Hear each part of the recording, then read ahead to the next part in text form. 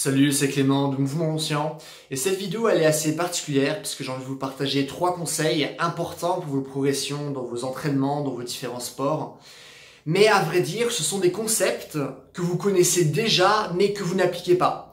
Et ça vraiment, j'ai l'impression que c'est le problème principal pour l'écrasante majorité des gens, moi y compris, c'est qu'on sait exactement quoi faire, mais on ne le fait pas. Et du coup, ça fait toujours du bien d'avoir une personne externe qui nous donne cette piqûre de rappel. Et cette vidéo m'a notamment été inspirée par la newsletter de John Nguyen, qui est un excellent coach en mouvement que j'aime beaucoup, il dit des choses très intéressantes. Et notamment, dans sa newsletter, il y a quelque chose qui m'avait particulièrement frappé l'esprit, et c'est ce qui va faire office de premier conseil dans cette vidéo, qui est que le sport, l'entraînement, le mouvement, c'est un peu comme l'argent. Qu'est-ce que je veux dire par là? C'est-à-dire que avec l'argent, vous avez seulement 2 actions qui sont possibles, vraiment seulement 2 actions. Soit vous le dépensez, soit vous ne le dépensez pas. Du coup, par exemple, si je dépense, ça peut être pour m'acheter un sandwich, ça peut être pour m'acheter un PC, ça peut être pour investir, ce genre de choses, mais ce sont des dépenses. La deuxième action qui est possible, c'est tout simplement de ne pas dépenser cet argent. Du coup, cette action, c'est plutôt une non-action. Et ce qui est intéressant par rapport à ces actions, c'est qu'une action est visible et l'autre ne l'est pas. C'est-à-dire que lorsque je vais dépenser de l'argent, c'est quelque chose qui est très visible, c'est quelque chose qui est très mesurable. Par exemple, j'ai payé 4 € pour ce sandwich, j'ai payé 700 € pour ce PC, ce genre de choses. Alors que le fait de ne pas dépenser l'argent, vu que c'est une non-action, c'est un processus qui est vraiment invisible. Or, dans nos sociétés, on a toujours tendance à se concentrer sur ce qui est visible et jamais sur ce qui est invisible. Donc, nous, dans notre société, d'un point de vue économique, on se concentre toujours sur l'argent qu'on dépense, mais on se concentre beaucoup moins sur l'argent qu'on ne dépense pas. Et il se trouve que le mouvement, c'est exactement la même chose. L'entraînement, c'est exactement la même chose.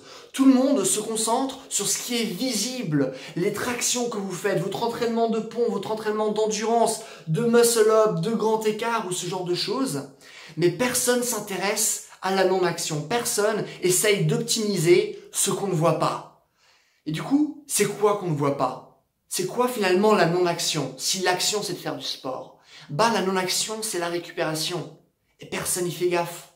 Parce que tout le monde est concentré sur ce qu'on voit, sur ce qui est mesurable, mais personne se concentre sur ce qui est invisible, notamment la récupération. Du coup, il y a énormément de personnes qui vont faire du sport, mais qui ont un sommeil misérable, qui font vraiment pas gaffe à ça.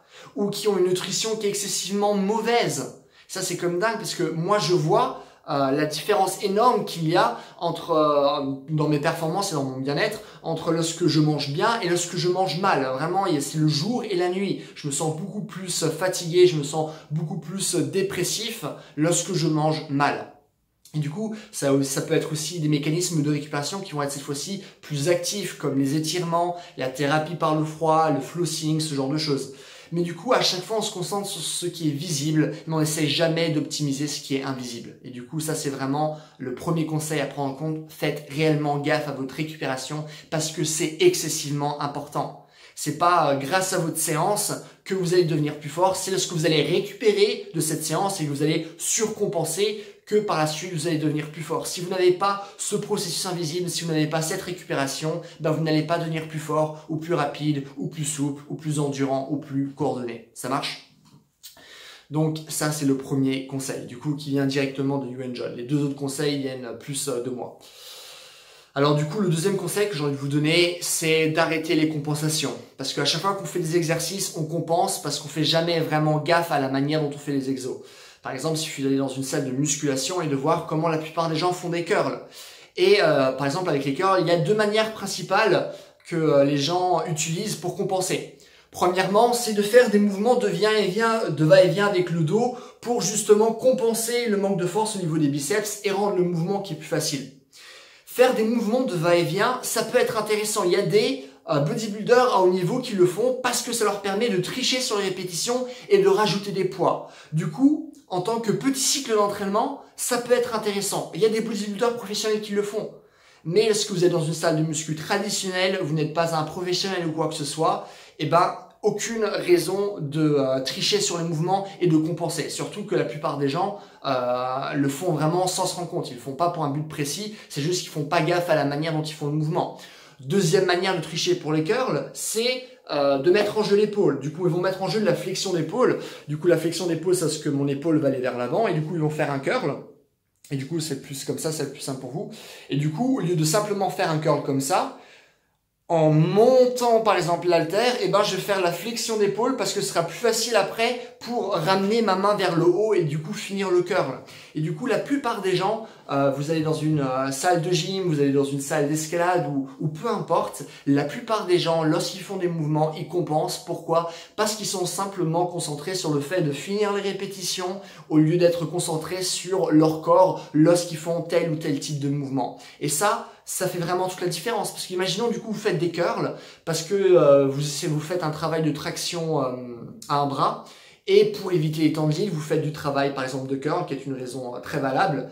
Mais du coup si vous faites ça, c'est notamment pour bien travailler vos biceps. Sauf que vous allez beaucoup moins les travailler si justement vous allez mettre en jeu votre dos ou si justement vous allez mettre en jeu votre épaule. Du coup, si vous faites tel ou tel exercice, vous avez vos raisons pour les faire. Du coup, pourquoi détruire la raison même pour laquelle vous faites cet exercice en rajoutant d'autres muscles qui n'ont rien à faire là lors de l'exécution de cet exercice? Du coup, ça, c'est le deuxième conseil. Troisième conseil, aussi excessivement important, c'est de comprendre que l'activité physique, l'entraînement, c'est un processus.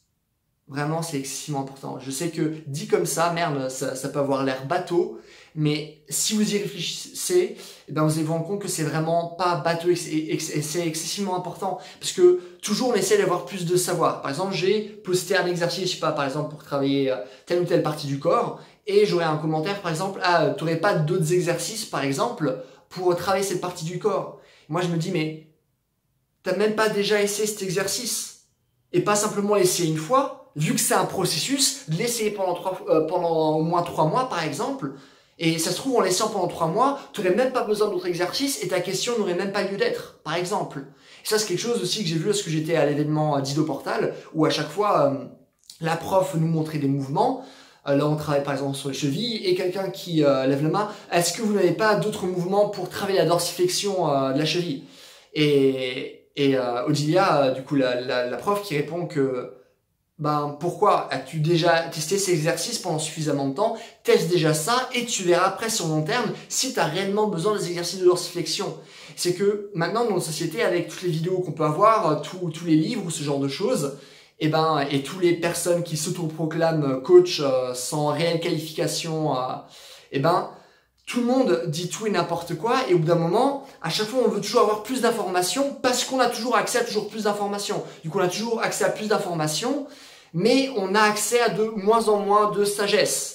Et la sagesse vient de par l'expérience. Et du coup, c'est vraiment se rendre compte que le sport, c'est un processus. Il faut arrêter de toujours vouloir être dans notre tête, avoir toujours encore et encore plus d'informations, mais de commencer à appliquer, et pas simplement sur une semaine, sur 3 mois. De pas dire, ah ouais, j'ai fait cet exercice pour plus avoir mal aux épaules. Tu l'as fait pendant combien de temps? Ouais, j'ai testé pendant 2 semaines. 2 semaines, c'est pas assez. 3 mois minimum, et après, on peut en parler. Le sport, c'est un putain de processus. L'entraînement, c'est un putain de processus, et faut vraiment l'utiliser comme tel. Du coup, est-ce que vous faites quelque chose de nouveau? Trouvez un processus dans lequel vous croyez et que vous êtes prêt à tenir sur le long terme. Parce que si vous n'êtes pas capable de le tenir sur le long terme, ou si vous ne voulez pas le tenir sur le long terme, vous n'allez jamais avoir les résultats que vous voulez. Du coup, à chaque fois que vous allez chercher méthode sur méthode, vous allez dire « Ah, j'ai testé cette méthode, ça marche pas, j'ai testé une autre, ça marche pas, etc. » Mais le dénominateur commun entre toutes ces méthodes, eh ben, c'est vous. C'est vous parce que vous n'avez jamais vous n'avez jamais eu finalement la discipline nécessaire pour tenir une méthode jusqu'au bout. Par exemple, moi, dans le temps, lorsque je faisais mes étirements, je faisais que des étirements statiques parce que c'est comme ça que j'avais appris à la fac. Les premiers livres que j'avais lus sur la souplesse parlaient d'étirements statiques et du coup, je faisais toujours des étirements statiques. J'avais pas eu de super gain de souplesse, mais pour moi, c'était ça. Voilà, j'ai fait les étirements. A priori, j'ai fait tout ce qui était bien. J'ai tenu pendant suffisamment longtemps. Voilà les résultats que j'ai eu. Bon, bah, c'est comme ça. C'est finalement une progression basique en souplesse. Lorsque après, j'ai appris, par exemple, par Ido Portal, sa méthode d'étirement progressif chargé, je me suis dit, ok, ça c'est intéressant parce que j'avais jamais fait d'étirement avec des poids jusqu'à présent. Et du coup, lui parle de sa méthode. Il parle qu'il a inspiré notamment Thomas Kurtz pour créer cette méthode. il parle aussi de tous les clients avec qui il a testé. Du coup, il dit, ok, moi j'ai testé, je l'ai eu de ce gars qui a aussi testé, j'ai testé avec d'autres clients, ça a marché, je vous le propose. Et du coup, moi j'ai testé. J'ai testé la méthode d'étirement progressif chargé, ça a super bien marché sur moi. Une fois que ça avait super bien marché sur moi, et ça je le sais parce que justement j'ai utilisé un processus pendant suffisamment longtemps, par la suite j'ai proposé ce même processus à des clients et j'ai vu que ça marchait aussi, et encore beaucoup plus rapidement que les étirements statiques traditionnels. Et du coup, j'ai complètement adhéré à cette méthode. Mais j'ai que pu adhérer à cette méthode parce que j'ai testé le processus et parce qu'auparavant j'ai testé d'autres processus. Et vous n'allez jamais savoir ce qui marche réellement pour vous si maintenant vous ne décidez pas d'emprunter un chemin et de l'emprunter pendant une certaine durée. Voilà, écoutez, c'est tout.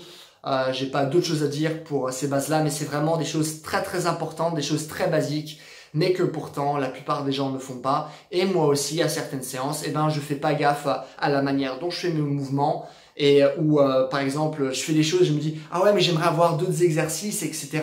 Et au lieu d'emprunter le processus. Et donc voilà, c'est vraiment des choses qu'on fait tous, mais qu'il faut arrêter de faire.